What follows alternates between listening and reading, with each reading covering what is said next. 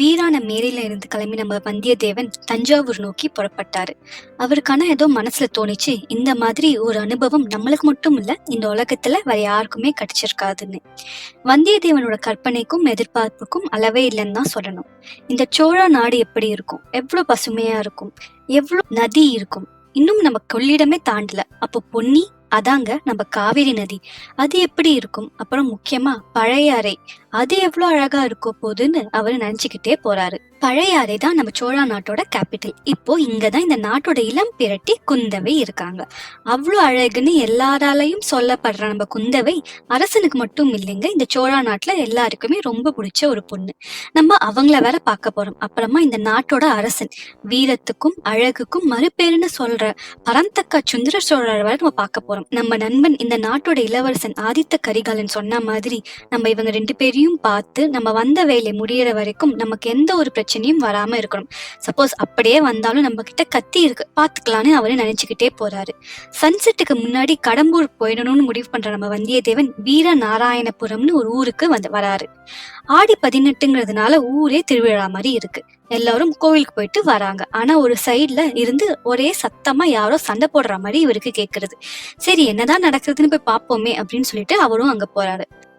அங்க போய் பார்த்தா 3 பேர் தான் இருக்காங்க. ஒருத்தர் பார்த்தாலே சிவன் பக்தன்னு தெரியுது, நெத்தி கையில எல்லாம் விபூதி எட்டு இருக்காரு. இன்னொருத்தர் விஷ்ணு பக்தன், இவரும் உடம்பு ஃபுல்லா நாமமும் தலையில ஒரு கொண்டையும் கையில ஒரு குச்சியும் வச்சிருக்காரு. இன்னொருத்தரை பார்த்தாலே இவர் எந்த மதத்தையும் சேர்ந்தவர் இல்லைன்னு தெரிஞ்சது.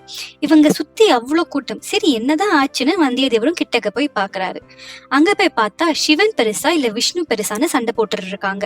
இந்த சிவன் பக்தர் சொல்றாரு, இதோ பாருப்பா ஆழ்வார்க்கடியான் நம்பி, புராண கதையில போய் பாரு, உன்னோட விஷ்ணு என்னோட சிவனோட கால தொட்டு ப்ரே பண்ணிருக்காரு.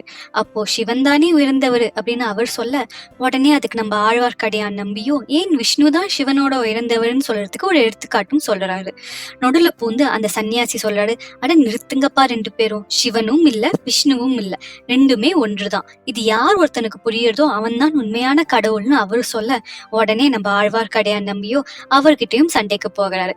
அட போங்கப்பா, என்னமோ பண்ணிக்கோங்கன்னு சொல்லிட்டு அவரும் போயிடுறாரு. இதெல்லாம் பார்த்துக்கிட்டு இருந்த வந்தியத்தேவனுக்கு போய் எப்படியாச்சும் இந்த பிரச்சனையை நிறுத்தணும்னு முடிவு பண்றாரு.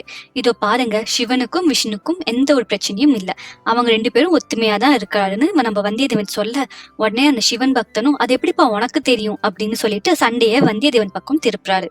உடனே வந்தியத்தேவனும், நான் எனக்கு தெரிஞ்சதை சொல்றேன், நீங்க கேட்டுக்கோங்க அப்படின்னு சொல்லிட்டு, நேத்திக்கு நான் வைகுண்டம் போயிருந்தேன். அப்போ அங்க ஒரு சிம்மாசனத்துல விஷ்ணுவும் இன்னொரு சிம்மாசனத்துல சிவனும் உட்கார்ந்து இருந்தாங்க. பார்க்க 2மே ஒரே ஐட்டு மாதிரி தான் இருந்துச்சு. ஆனா எனக்கு நம்பிக்கை இல்ல. சரி, அளந்து பாத்துடலான்ட்டு நான் 2 பேர் சிம்மாசனத்திலயும் அளந்து பார்த்தேன். பார்த்தா அப்பவும் ஒரே ஐட்டு தான். அப்போ கூட எனக்கு நம்பிக்கை வரல. சரின்னு நான் அவங்க கிட்டயே கேட்டுட்டேன், உங்க 2 பேர்ல யாரு பெருசுன்னு.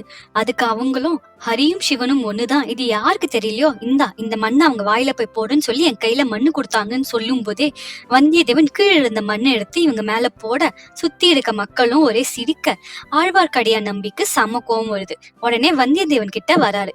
அப்போ அவருக்கு பின்னாடியில இருந்து ஒரே சத்தமா ஏதோ கேக்குது. சரி, என்னடா சத்தம் கேக்குறதுன்ட்டு வந்தியத்தேவரும் ஆழ்வார்க்கடியான் நம்பியும் திரும்பி பார்த்தா நிறைய குதிரை, அதுக்கு பின்னாடி ஒரு யானையும், அதுக்கு மேல் கம்பீரமா பெரிய பழுவேட்டரையரும் வராரு. பெரிய பழுவேட்டரையருக்கு பின்னாடி ஒரு பல்லக்கும் வருது. அந்த பல்லக்கு பட்டு துணியால மூடி இருக்கு. இது யாரா இருக்க முடியும்னு வந்தியத்தேவனும் யோசிக்கிறாரு. அப்போ டக்குன்னு அந்த பல்லக்குள்ள இருந்து அவ்வளவு அழகா ஒரு முகம் பார்க்கிறாரு நம்ம வந்தியத்தேவன்.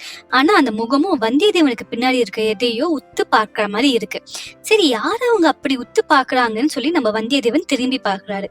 பார்த்தா அங்க ஆழ்வார்க்கடியான் நம்பி ஒரு மரத்துக்கு பின்னாடியில இருந்து அவரும் அந்த பல்லக்குல போறவங்கள அப்படியே பாக்குறாரு. இவரை எதுக்கு அப்படி பாக்குறாரு அப்படின்னு சொல்லி நம்ம வந்தியத்தேவனும் ஷாக் ஆயிட்டாரு. யார் அந்த பல்லக்குல இருக்காங்க, யார் இந்த ஆழ்வார்க்கடியான் நம்பி, இதெல்லாம் தெரிஞ்சுக்கணுமா? இது எல்லாமே நம்ம அடுத்த வீடியோல பார்க்கலாம். அது வரைக்கும் நம்ம சேனலுக்கு சப்ஸ்கிரைப் பண்ணுங்க.